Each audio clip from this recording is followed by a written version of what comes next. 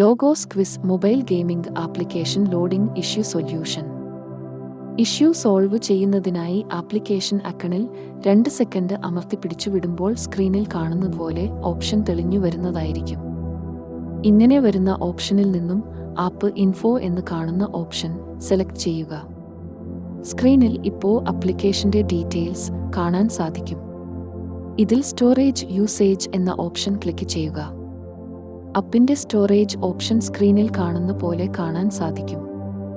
ഇതിൽ clear cache എന്ന option click ചെയ്യുക. ഇനി ഗെയിം ആപ്ലിക്കേഷൻ യൂസ് ചെയ്യാൻ സാധിക്കുന്നതാണ്.